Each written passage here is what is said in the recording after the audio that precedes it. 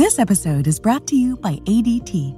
Mysteries are always fun to unravel, but not when it comes to your home security. Luckily, there's ADT. They now professionally install Google Nest products with their smart home security, which means plenty of smart devices to help you protect what matters most. Because ADT believes the smarter the home, the safer the security. To see how ADT can help make your home smarter and safer, visit ADT.com. This podcast is intended for mature audiences. Listener discretion is advised.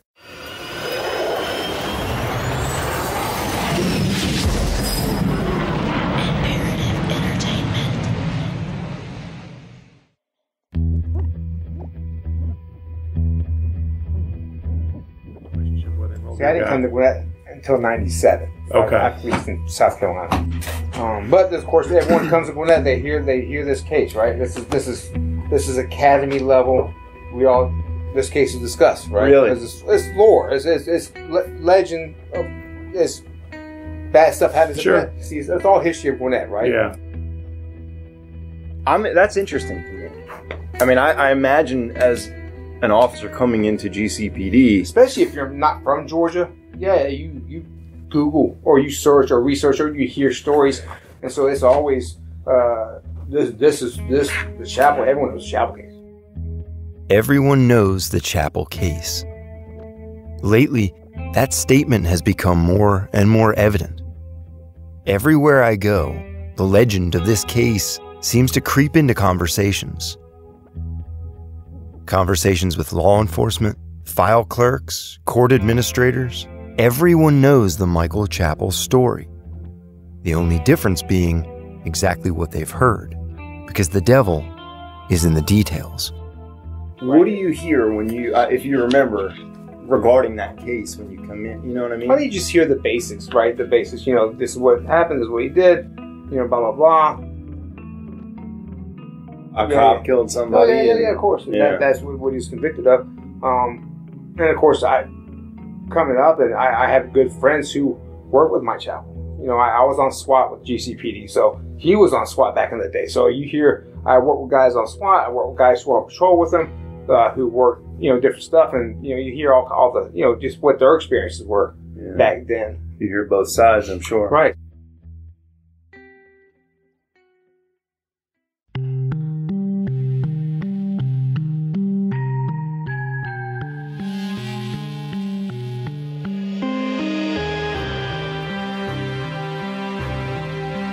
I'm Shaine Kipe. From Imperative Entertainment, this is In the Land of Lies.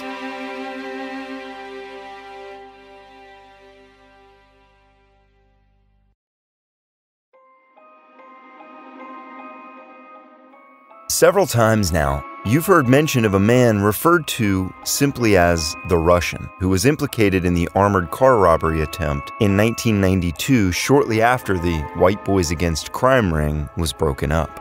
And you might have been wondering why he keeps coming up, or what does he have to do with Michael Chapel's story? Not to be confused with Boris Korchak, our KGB CIA double agent turned investigator, the Russian was an amateur boxer named Mark Kogan, who immigrated to the U.S. from the former Soviet Union in the late 80s.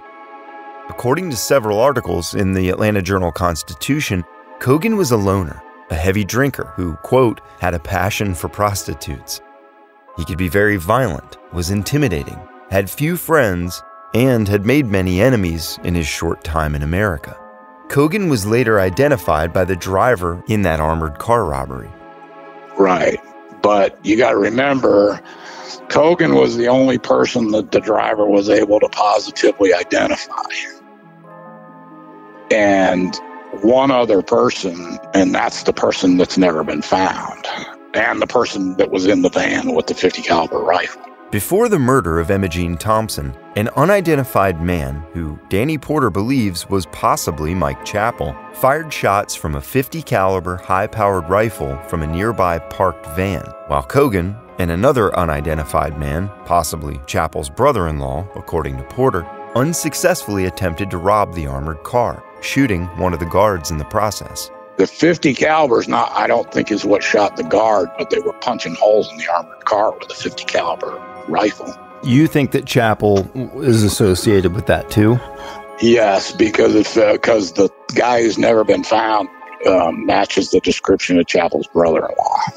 But I mean, the police went down and made their presentation to the DA down there, and he declined it. So, Whether Cogan's fate was related to the armored car robbery or not is unclear.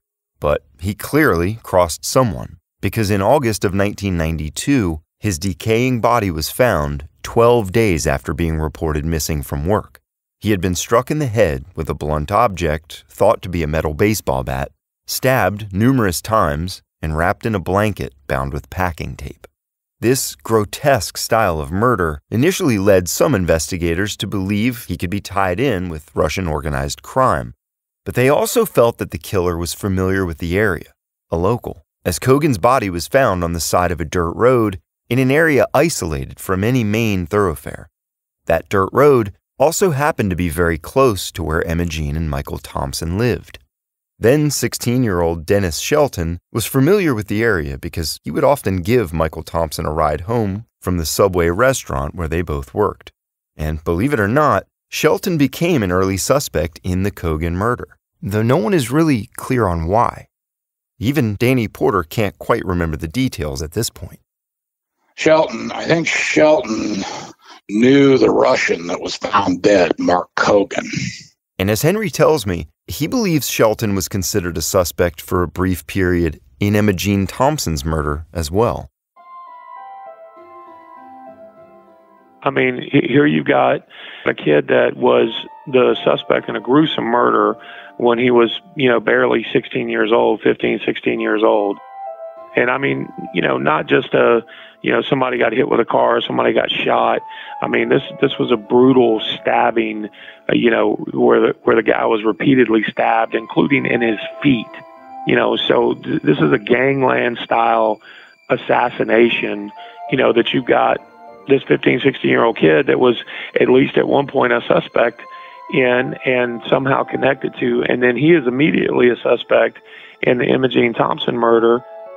The statements that were taken by Dave Baker, there's a woman saying, hey, man, I'm scared of this guy. This is all the stuff I know about him.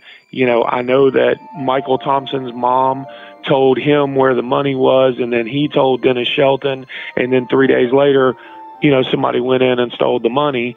And then somehow, because Mike was summoned to that scene, they make Mike Chappell a suspect in the murder, and they just decide not to even corroborate the alibis of this, 16-year-old who's now been a suspect in 2 murders, and not to corroborate the alibi of Michael Thompson, which we know his alibi didn't line up with his alibi witness.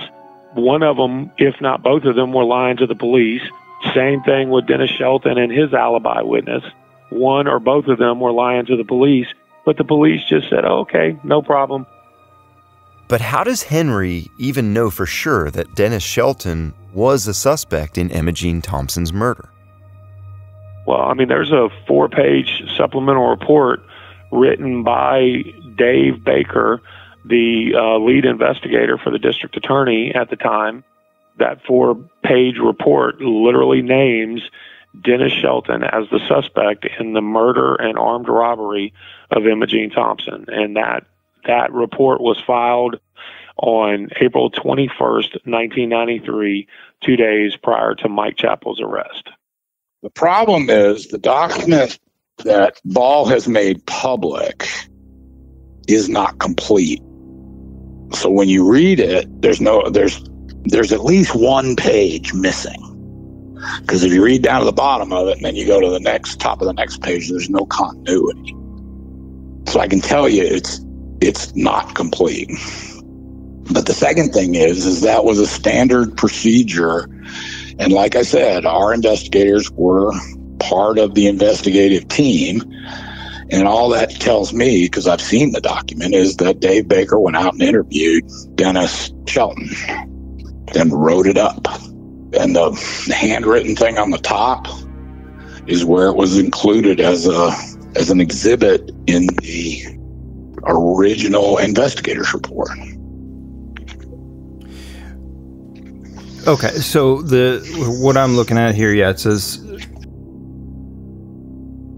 suspect Dennis Shelton, white male, age 16, charge murder, armed robbery scenario. Then it walks through, of course, Emogene Thompson's April 16th, 1993. Investigator Barnhart and I responded to the scene of a possible homicide. Yeah, that's what's called a supplemental report. It's not an application for an arrest warrant. Well, even if it's not an application for an arrest warrant, does that mean that Dennis Shelton was being looked at as a potential suspect? Sure, he may have possibly been on the day of the murder, but... You have to wonder, what was it exactly that caused Shelton, a 16-year-old, to be suspected in involvement of Emogene Thompson's death? And how and why was he cleared? Once information obtained from eyewitnesses started pointing to the fact that a police officer appeared to be involved, it does seem that Dennis Shelton was cleared, and his name never really comes up again. That is, until Pamela Holcomb rediscovered the latent fingerprints taken from inside Emogene Thompson's car. Prints that have never been identified, but were determined to be too small to belong to an adult. One of those was taken from, I believe, the passenger front door on the outside, and the others were taken from the passenger side on the interior. I don't know for certain it was the dashboard, windshield, window. I don't know that for certain, but I know that they were there. And I also do know this, that they were filed in the latent fingerprint file at GCPD headquarters. If they filed them in the latent fingerprint file, they should have been comparable, at least to some degree, even as partials. We know there was a set of fingerprints on that side of the car that were described as too young for an adult. Well, how about a young adult? How about a teenager? How about a scrawny kid? Who was the suspect, the initial district attorney suspect in this murder and in a previous murder, and was an initial suspect in the robbery that took place at Emogene Thompson's house. So this kid is connected to this case. This kid may very well have been connected to the Rose, and let me give you one last little piece of evidence about the Rose. If you look at it, it looks like the kind of Rose you would stop at a Kroger or someplace that has, one of those 24-hour floral, where you can pick up roses for your wife's anniversary or whatever. Well, the last place that Dennis Shelton was that night with his girlfriend was the Kroger right down the street. Did Dennis Shelton buy the rose? I don't know. But somebody put it there, and it wasn't Michael Thompson, it wasn't Emogene Thompson, and it wasn't Michael Chappell. Because if any of the three of those fingerprints had been on that rose, we would absolutely know about it, especially Michael Chappell. Whoever prints that they found on that wrapping of that rose that was found on the dashboard, it disappeared, and the property sheets were manipulated by Burnett to hide. That would probably be, if not the shooter, then somebody that was there, because that is such a drastic, desperate act of destroying evidence and manipulation of evidence. My police mind can't wrap around why somebody would do that, unless it was just so damning. I tried my best to reach Dennis Shelton, who would be around 46 years old today. But all I got was a whole lot of this. Your call cannot be completed as dialed. The mailbox Please is check the number and you dial have again. reached. Hello, somebody call me? And then there's the yellow rose. The one single rose left on the dashboard of Emogene Thompson's car. I've seen pictures of it taken while it was in her car. But did it have fingerprints on it? And if so, whose were they? Could that person be another viable suspect? Could it be 16-year-old Shelton? And why was it discarded instead of being presented to the defense, or at least kept in a box with all of the other retained evidence? And what was that yellow rose doing on the dashboard of Emogene Thompson's car in the first place? Was there some significance to it? Now, these answers may or may not lead us to a new suspect in Emogene Thompson's murder, but Henry feels that the yellow rose, even though it no longer exists, has really become the epitome of everything wrong with this case. Well, that's really what it is. It's a piece of evidence in a long line of evidence that has either been mishandled, destroyed, discarded, manufactured, tampered with. There's just been a laundry list of, items that in any case I've ever looked at or researched would be considered prosecutorial misconduct and Brady violations at a very minimum. And I mean, it's not one, it's not two, it's, I could rattle off at least a dozen solid violations just off the top of my head. It really culminates in that yellow rose. That yellow rose is really kind of a good symbol for the case, because here you have a piece of evidence that, we do know existed. We've now seen the crime scene photos, and those crime scene photos also were suppressed. But through the crime scene photos, we know that it existed. And there's one more crucial piece of the puzzle, according to Henry, that could prove Chappell is innocent. It's that you can't be at two places at one time. We know what the window of death is, and we know about when Emogene Thompson, there's really only a 10-minute window when it was possible. She left her house at 9:50. She was first seen at the Glencoe muffler shop by herself at 9:55, and then at 10 o'clock, the car uniquely matching the description of her son's car was seen back to back at 10 o'clock with three individuals. So sometime between 9:50 and just after 10 p.m. is when the murder occurred. But here's the kicker.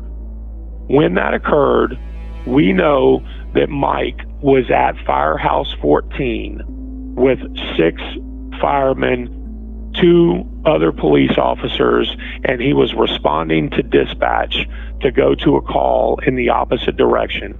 He made a quick stop at his gym. We have witnesses to that. And then he went to the call where he arrived at 11 minutes after 10. He was courteous and nice. And then he went back to the precinct for end of watch. The bottom line is you can't be at two places at once. And we know that Michael Harold Chappell was at Firehouse 14 at 9:56 when dispatch reached him to go to Arden Road. He was not at the Glencoe muffler shop. Aside from the fact that we have witnesses from the firehouse that he did take that dispatch call at the firehouse, Mike has always maintained that, hey, I was standing right by the firehouse speaker, the mounted speaker in the ceiling. I was 14 inches away from it when I responded to dispatch. Well, if that's true, then the police dispatch would have picked up the background noise, which is the firehouse. And so that tape should clear any questions about where Mike was at 9:56 p.m. The problem is that tape disappeared. So where is that tape?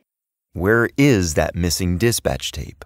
The tape that could prove Chappell was at the firehouse at the time of the murder, and therefore could prove his innocence.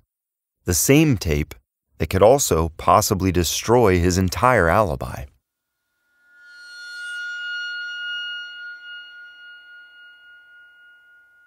Geico asks, how would you love a chance to save some money on insurance? Well, of course you would. After all, who doesn't love a great deal, right? And when it comes to great rates on insurance for all the things in your life, Geico can help. Like with insurance for your car, truck, motorcycle, boat, and RV. Even help with homeowners, condo, or renters coverage. You could save even more with a special discount when you bundle your coverages. Plus, the easy-to-use Geico mobile app available 24-hour roadside assistance and more. And choosing to switch to Geico becomes an easy choice. Switch today and see all the ways you can save with great rates and discounts. It's easy. Simply go to geico.com to get a rate quote or contact your local agent and get started seeing how much you could save.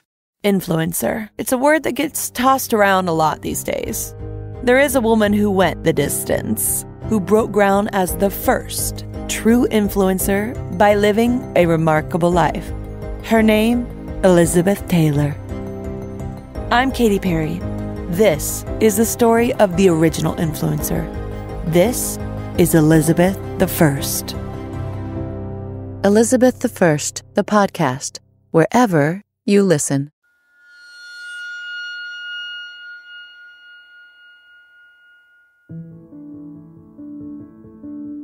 Recently, Chappell found out that his case was being reviewed by the newly elected District Attorney of Gwinnett County, Patsy Austin Gadsden's Convictions Integrity Unit.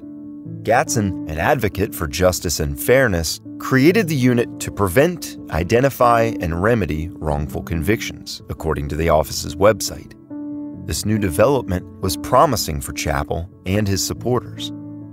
Yeah, so I got a call yesterday from an attorney that I have some dealings with. She had joined the Michael Chappell is Innocent Project group. She's read the book. And yesterday she called and she said that her and her business partner had been in direct communication with an investigator from the district attorney's office, and that he had confirmed to them that Michael Chappell's case was essentially at the front of the line now with the Convictions Integrity Unit. They were aware of the case. It had been one in many that were being looked at, but I think because of our recent efforts and the information that they've learned about the case, they've essentially moved it to the front of the line. It means that what we've been really pushing for appears to be in the process, and that's really for Mike just to get a fair shake and a fair and honest look. Chappell once again remained hopeful that someone, somewhere, after 16 failed attempts to clear his name in court over the past 29 years, would now see the truth he says is evident. Hopeful the new district attorney would be that someone. But once again, he would be let down. Henry called me to share the news. Mike got a little bit of bad news today. He received a notice from the Convictions Integrity Unit from Patsy Austin Gadsden's office that they're not going to take up his case. So she doesn't give any reasoning. She just basically says that they've closed the case. On April 1st of this year, Chappell had a parole hearing the day before Henry and I visited him at Long Unit State Prison. I spoke with him shortly after he received the news of the parole board's decision. He had been denied parole. Yeah. It's but you can imagine we're disappointed but not dissuaded. We just it's gonna happen. It's just not on our time frame. That's all. Like I said, it's very disappointing.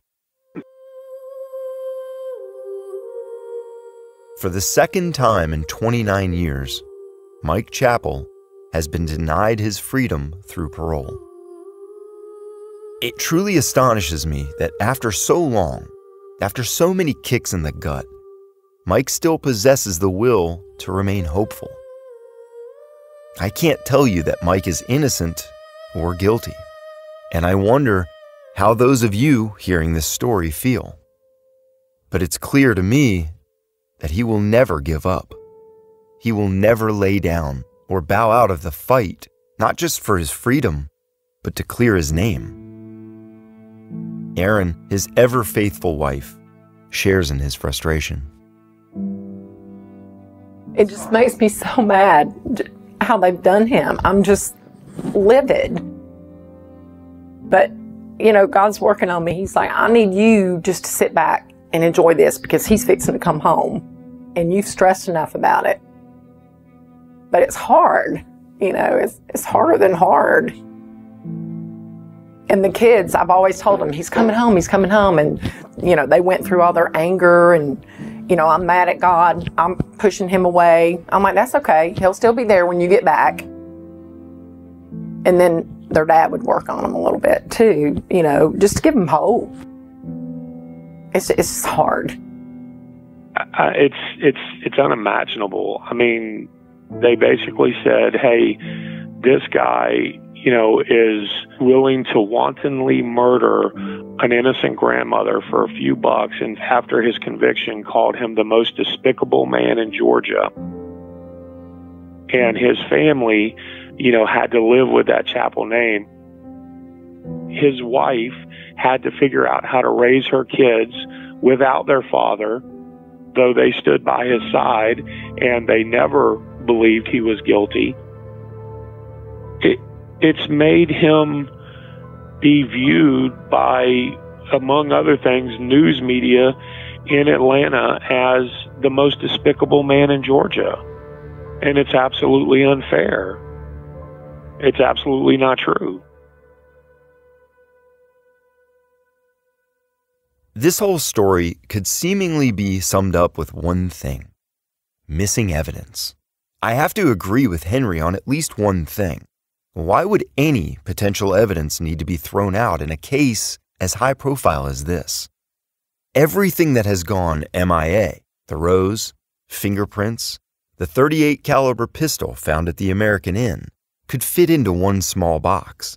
There are 17 boxes of files and documents at the courthouse pertaining to this case. So what's one more? And what happened to the blood samples taken from the armrest of Chappell's patrol car? What happened to the fingerprints, the dispatch tape, and the raincoat? Is that raincoat still in the evidence? Yeah, it's in a box in the evidence room in the DA's office, or it should be. Have you asked to, or have you reviewed the DA's file as opposed to the clerk's file? And this is when I realized, thanks to Mr. Porter, that there are actually 21 more boxes of evidence pertaining to Mike Chappell's case that exist, still housed at the DA's office. These are the files that Pamela Holcomb viewed. In these files are kept the physical evidence from the case. That's what I want to see. I reached out to the DA's office through an open records request, but to my dismay, I was told that physical evidence doesn't fall within the guidelines of such a request. But I want to know what's in these boxes. I want to know if there's something Henry is missing. If we searched those boxes, would we find the yellow rose, the fingerprints, the raincoat?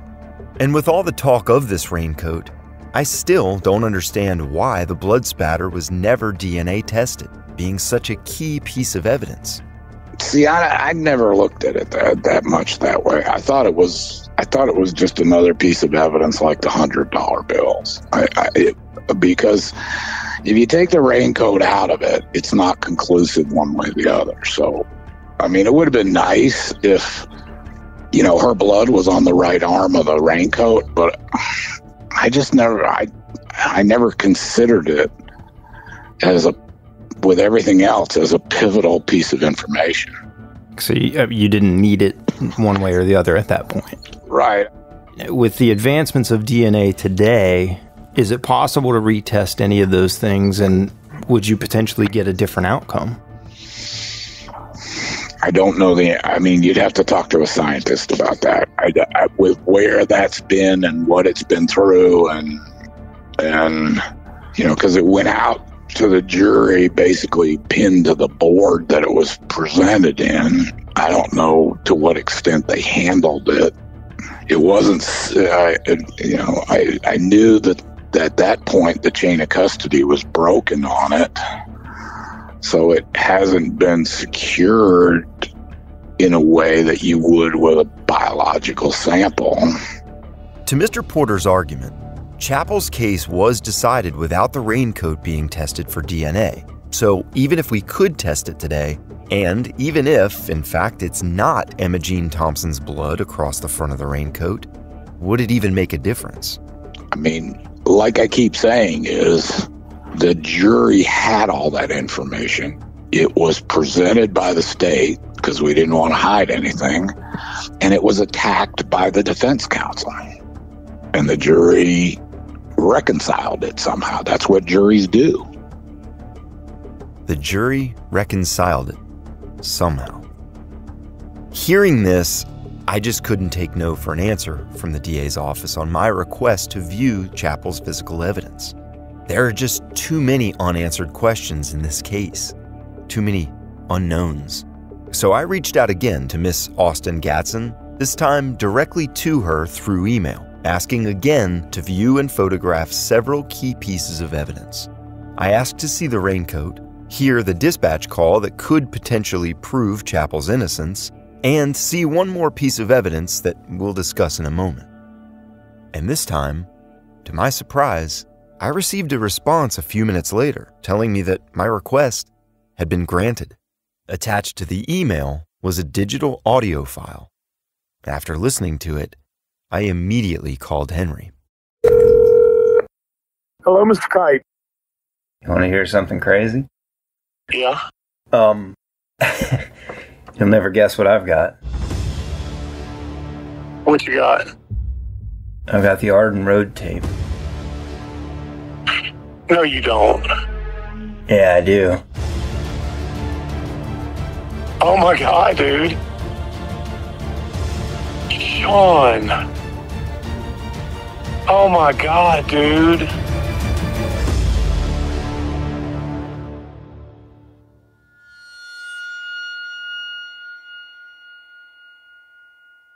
Influencer. It's a word that gets tossed around a lot these days. But what exactly is an influencer?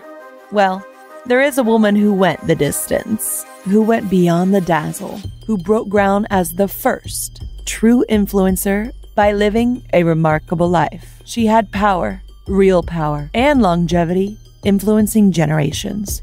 Her name, Elizabeth Taylor. I know she was loud. I know she was hysterically funny. I know she swore. But Elizabeth said how painfully shy she was. She went on perfume tours, and the places were mobbed just to see her. She was starting to try and take control of her life, but then tragedy and life kind of got in the way. I'm Katy Perry, and Elizabeth Taylor has fascinated, inspired, and influenced me as an artist, woman, and an advocate. This is the story of the original influencer. This is Elizabeth I.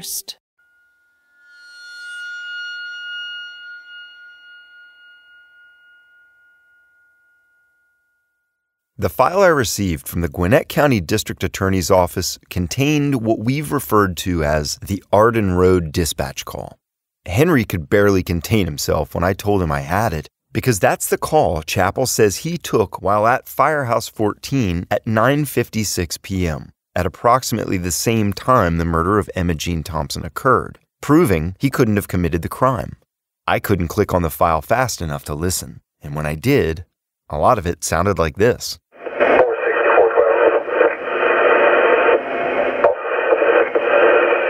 It's so staticky you can barely make anything out. So I ran the file through multiple programs to clean the audio up, pressed play, and this is what I heard. April 15th, 1993. Police dispatch to 4620 Arden Drive. The time is 21:56:34.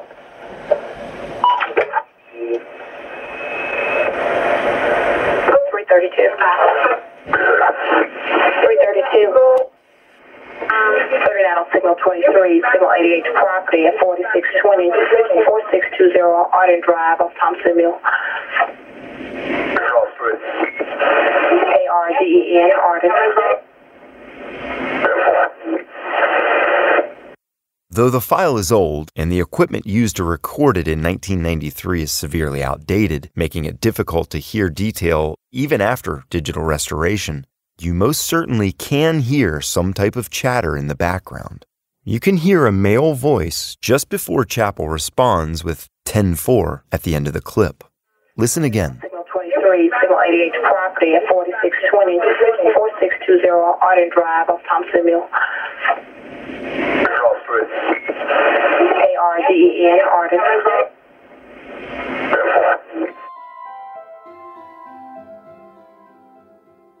This is a huge development in this story, one even Henry wasn't expecting. And though this tape is not as clear as we had hoped, one thing is clear. There is chatter in the background on this dispatch call. Some of it does appear to be on the dispatcher's end, but there is at least one place where there seem to be background voices heard on Chappell's end. I cannot overstate the importance of what we've all just heard here. That is indeed Chappell's voice speaking with the dispatcher. It does seem to reinforce the possibility of Chappell being at the firehouse while taking this call. It also creates doubt in my mind that you could, with any kind of certainty, say that he wasn't. And if that's the case, that he was at the firehouse, then it would be nearly impossible for him to have committed the murder, because he wouldn't have had enough time to leave the firehouse, go to the gym, kill Miss Thompson, then report to the Arden Road call, calm and collected, as was reported. There simply wouldn't be enough time to do all this, even if Chappell wanted to kill Miss Thompson. But we weren't finished. Henry and I once again headed for the Gwinnett County Superior Courthouse, though this time we would be visiting the district attorney's office to finally view the raincoat and other physical evidence. How you doing? Oh, how are you? How are you doing? I'm good. I'm Sean Kipe. I've got a... Look, perfect. Perfect timing. Hey. Come right around the side. Let me get you. Thank you. Come on. How you doing, sir? Good. Henry and I were met by a member of the DA's digital forensics team and the evidence custodian who located 2 full boxes of physical evidence in the building's storage area. The boxes were brought to a conference room where we waited anxiously. The raincoat was first to be unpacked from a brown paper bag, then removed from a clear evidence bag and splayed out on the table. Now I'm going to take everything out. I've got gloves, so I'll handle. You guys can take photographs if there's anything you want to see. On this side, that's okay. Yeah, so that's and good. I'll get this out if you want to look at this. The raincoat. Yeah, the raincoat. And then, of course, you see all the circles. You know, this thing's anyway, so take your pictures and I'll bag this thing back up. Oh, no, this is great. And you know what all these little black marks are? Well, that's the circle. No, these are the serologist circles, the blue ones. Do you know what the black ones are? Yeah. Those are the ones that Danny had made after the trial started with the naked eye. I photographed the raincoat and we inspected it, making sure not to touch it. And you could smell the foul stench of must and mold and deteriorating vinyl. You could clearly see the circles made by the prosecution team to showcase the small spats of blood on the front side, though at this point, after 29 years, what's believed to be blood looks brown, and it's hard to differentiate that from mold spots to my untrained eye. But we certainly did not see the amount of blood on the raincoat that we were expecting from 2 close contact gunshots. If the blood was ever going to be tested for DNA, assuming it's not already too late, now is the time, as the raincoat itself is beginning to fall apart. And look at the table. That thing's been in there forever, and that's probably a lot of mold and dirt and whatever, but... Starting to break down. Now I want to present to you one final piece of the Michael Chappell saga. I've known from the beginning of this series of the existence of yet another .38 caliber revolver. It was found by Kenneth Peanut Cantrell and turned in to Gwinnett County Police shortly before Chappell's trial began. Now remember, Peanut was the one trying to sell kilos of cocaine to Steve Mitchell and an undercover GBI agent. But truthfully, I didn't see any significance of this gun at the time I found out about it. It just seemed like an innocuous item that happened to be connected to this story only because it matched the caliber of the murder weapon. I even discussed it with Danny Porter. There was a rusted out old gun that was found on the side of Buford Highway, actually not far from the precinct. And it didn't have a handle on it. It was all rusted out. And it was turned in to the police. That was sent down to the crime lab, and Kelly Fite spoke to Jack Burnett and said, I can't testify to this in court, but I don't think you need to look any further for your murder weapon. But the gun was all rusted out, couldn't be ballistically tested, and I mean, it is in awful shape. The cylinder falls out of the frame when you pick the gun up. It is in the evidence room, and one day I showed it to Pam, and I explained what I just explained to you. Because I couldn't lay the foundation for it, the jury never saw it. What do you mean by you couldn't lay the foundation for it? I couldn't establish... First of all, I couldn't establish it was the murder weapon, so it wasn't relevant. Number two... I mean, I could say they had it documented who turned it in. But that guy would say, well, I was walking along the road and I looked on the, in the grass, and there it was. And that's all I can tell you. So I couldn't link it. I couldn't prove it was a murder weapon, and I couldn't link it to Chappell. So there's no way to get it into court. So the jury never saw it. And it was too rusted out to be tested. Right. Amateur investigator Pamela Holcomb had stumbled onto this gun when digging through the case files in 2010 and documented it. She took photos in which you can clearly see the serial number, make and model of the gun, and several bullets. It's a Charter Arms .38 caliber snub nose, slightly rusted on the barrel, handle intact. Holcomb stated that Mr. Porter told her the same thing he just told me, that it was considered to likely be the murder weapon. But because it could not be tied to Chappell, it was never presented to the defense or the jury. And due to its condition, as Mr. Porter told me, it could not be forensically tested. The forensic specialist Kelly Fite later testified at trial that he had tested and fired every weapon that had been brought to him by Gwinnett County Police. Pam Holcomb went so far as to sign a notarized affidavit that reads, "While searching in due diligence in Mr. Daniel J. Porter's office about the case of Michael Harold Chappell, this information was discovered. A pistol was claimed to be the murder weapon. The chain of custody has been compromised, and the probability of secondary transfer to the evidence, rendering it contaminated, is high." Basically, what Pamela's saying is, hey, they've just got this piece of evidence, thrown in an evidence box with other physical evidence, including, the blood index cards. So flaked blood from either Michael Chappell or Emogene Thompson could have found its way onto the gun. So I think that's what she's talking about in terms of contamination. But Danny Porter's already told you he had no way to connect that gun to Michael Chappell because that gun was in no way connected to Michael Chappell. So the point of the contamination is not really the issue.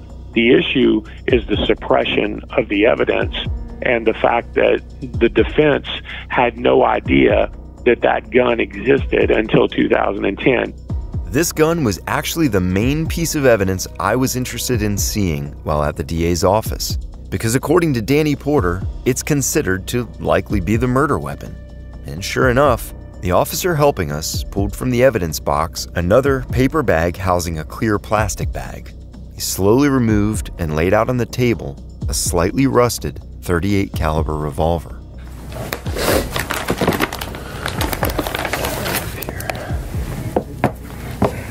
Have you seen guns in this condition that were tested ballistically? Oh yeah, and I've tested guns ballistically. If I found this like something that's been laying around, obviously it has rust on it because it's been sitting, for so long.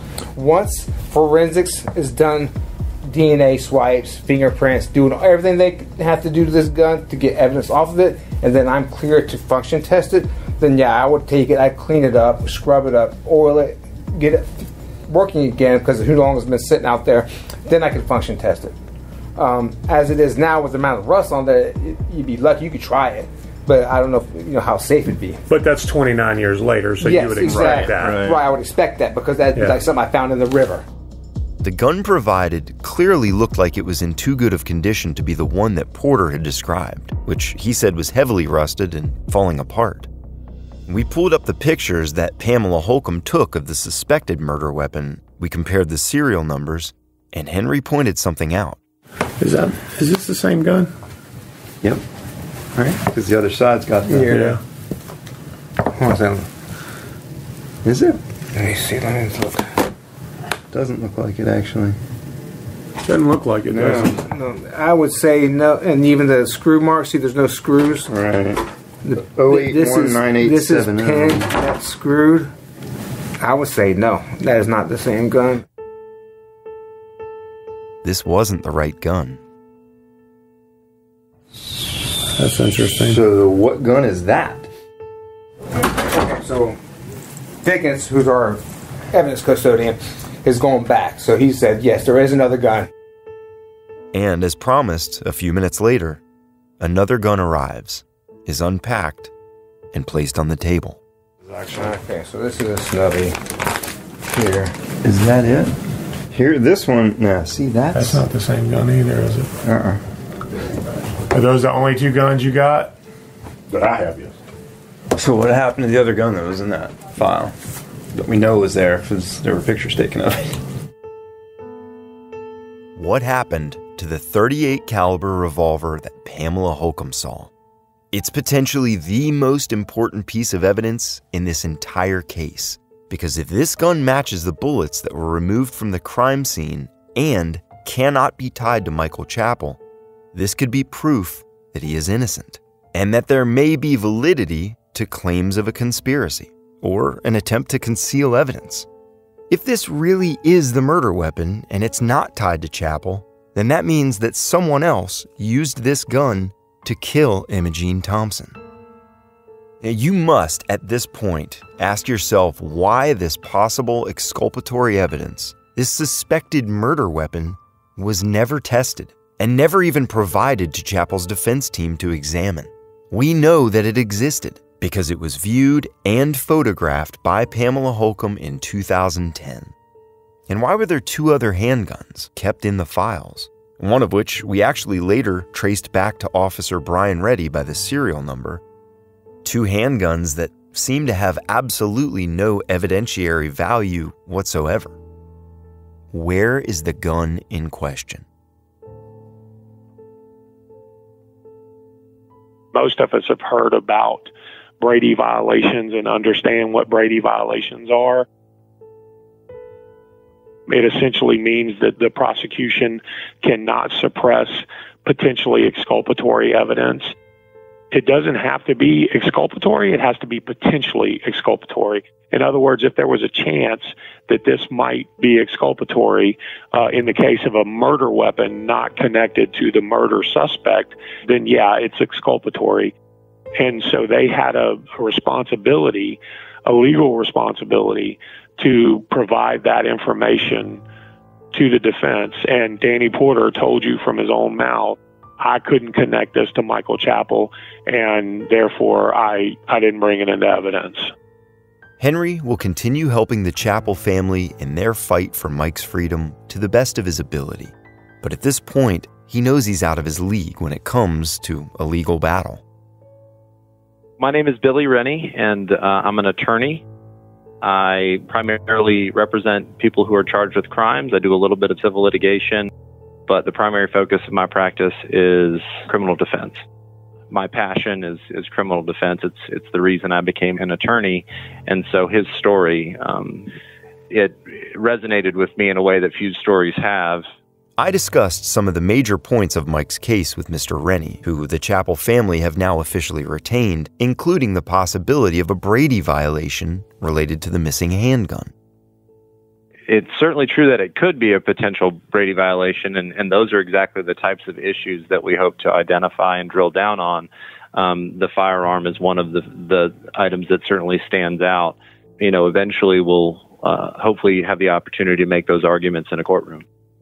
But of all the cases Mr. Rennie's firm could take on, I wanted to know why they took on a case as convoluted as Chappell's. I don't think that there's any way he killed Emogene Thompson. It just, there are too many things about his case that make no sense. When I was first looking at the materials that Henry sent me to kind of start the process with me, I'm reading the case file and I'm reading about the death of Emogene Thompson. And her body was found April 16th, 1993. It was my 10th birthday. And I think back to all of the things that I've done in my life since I was 10 years old. And then it's devastating to think that since that time, since the day of my 10th birthday, Mike Chappell has been in prison for a crime he didn't commit. And it's just devastating. And so for me, the justice system is flawed in many ways. And, you know, we all kind of do our best to work within the structure. But I think that certain people in the original trial were so concerned about winning, about defeating the defense, that they lost sight of justice. And I have never come across a less just result than what Mike Chappell has experienced. Mike Chappell's attorney has been retained exclusively by contributions from his supporters.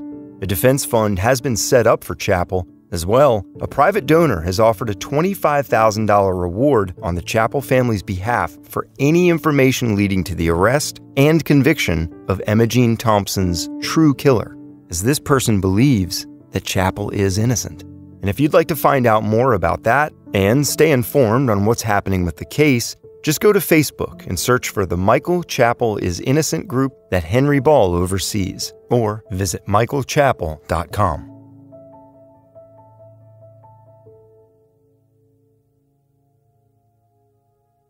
In this podcast, you've heard about mishandled evidence, lost and stolen audio and video surveillance tapes, untested DNA, pressured witnesses, alibis that don't line up, and of the suicide of a Gwinnett County police officer shortly after an investigation into him began. You've heard Chappell's fellow officers, family, and friends standing by his claims of innocence. You've heard of missteps made by investigators, and of evidence that has gone missing, has been discarded, or was kept from Chappell's defense team and the jury at his trial. You've heard of the purse that was found behind Emogene Thompson's trailer with no blood present, after Chappell was already in prison. You've heard how poorly Chappell was treated while in jail awaiting trial, having been denied food and medical treatment. You've also heard from former District Attorney Danny Porter, a skilled and extremely effective prosecutor with a long history of taking criminals and thugs off the streets, present the state's argument on this case. You've heard that Emogene Thompson's blood was found in Chappell's patrol car, but that it could have also been planted there. You've heard Porter say that Chappell wasn't the hero cop he's been made out to be. He was instead a killing machine who gave a lackluster performance on the job. You've heard that the victim's son, Michael Thompson, was suspected of stealing the initial $7,000 from his mother, and that his alibi doesn't line up with his alibi witness, Amy Parker, leaving an unsettling feeling for everyone listening to this story unfold. And while their stories seem to be ever-changing, some things sound oddly familiar. She was beautiful inside and out. She was a person that if she had $1, she'd give you 99 cents of it. She would give you the own shirt off her back. She was just, I guess, just a good mom. I mean, she would have given her the shirt off her back if you needed it. I mean, if you needed anything, all you had to do was just ask, she would just give it to you. And whether or not you agree with Henry Ball and the statements he's made, I think what he's doing is a powerful sentiment. He's seen something in Mike Chappell's case that he feels is an injustice, and he's committed to stopping at nothing until he's proved it. I admire the sheer determination it takes to do that. Few people have that tenacity.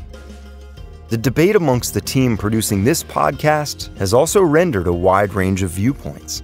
I've heard from some of the team that perhaps Chappell did, in fact, commit the murder, but that with all of the new evidence uncovered in this case, he would not likely be convicted in a retrial. With all of these new facts, he simply would not be found guilty beyond a reasonable doubt. I've also heard the team argue whether or not Chappell has provided compelling enough evidence to exonerate himself. But the discovery of the dispatch tape and this missing gun has some of them reconsidering their earlier opinions. So, after hearing all of this, what do you believe?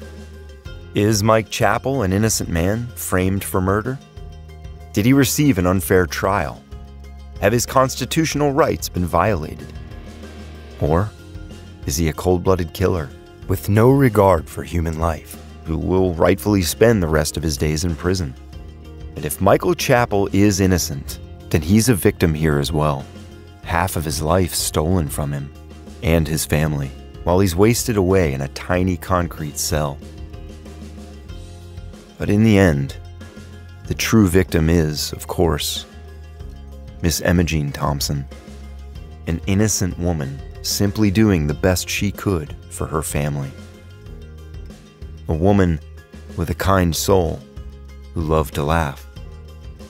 A woman whose life was ruthlessly and needlessly taken from her. all for a little bit of money.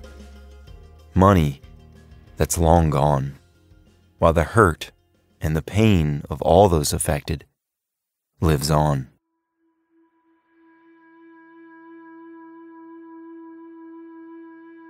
I feel remorse mainly for everybody involved, from Miss Thompson, of course, her family, my family, all the people. There's so many victims in this, so many victims. The fact that the justice system completely and utterly failed, something I really believed in, as bad as it is, it's still the best. It's still the best in the world, warts and all. But it needs correcting so bad. There's just so much. I see so much for just around me. I'm not the only one.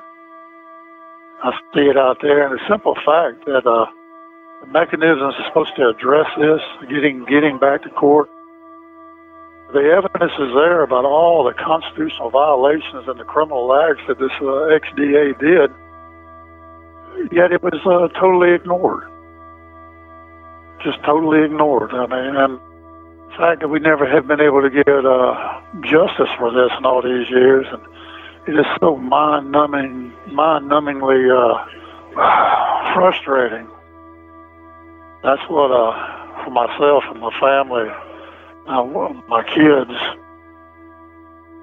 they grew up having to deal with this, not being there for all those moments. I know I can't get 1 second back.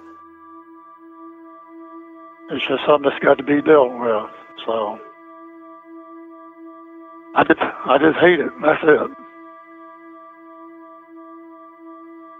I did not kill Emogene Thompson.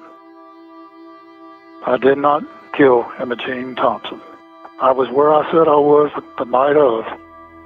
I was with the firemen at the fire station, doing what we always do during such circumstances we had that night.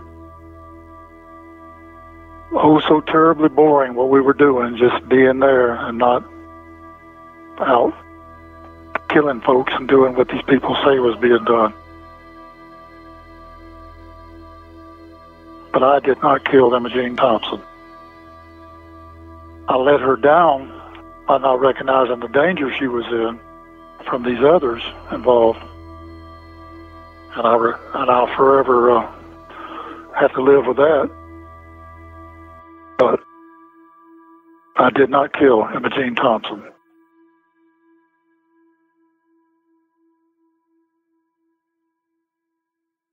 In the Land of Lies is a production of Imperative Entertainment. It was written and reported by me, Shaine Kipe, and I wrote and performed the original music score. Story editor is Jason Hoch, and executive producers are Jason Hoch and Gino Falsetto. Cover art and design by Jeana Sullivan, sound engineering by Shaine Freeman. Creative producer is Henry Ball, and you can find Henry's book, Michael Chappell, at storiedpress.store. For updates about this and all of my podcasts, follow me on social media at Shaine Kipe. If you like the show, tell your friends and leave a review. And as always, thanks for listening.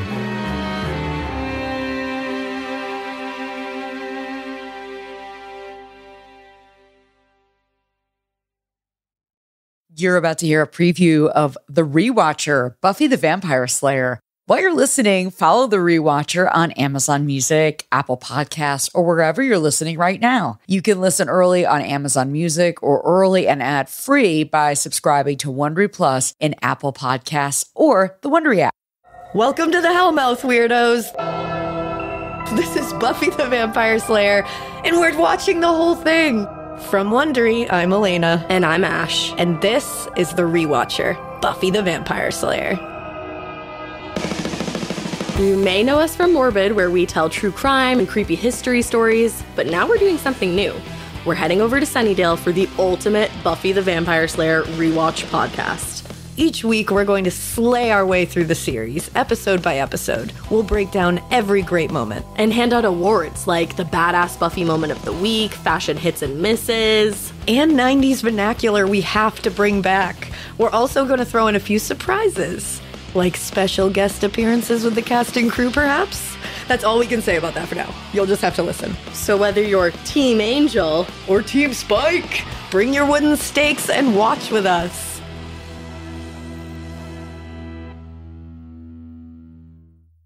You've just heard a preview of the rewatcher, Buffy the Vampire Slayer. Listen to the rest of this episode on Amazon Music or wherever you get your podcasts.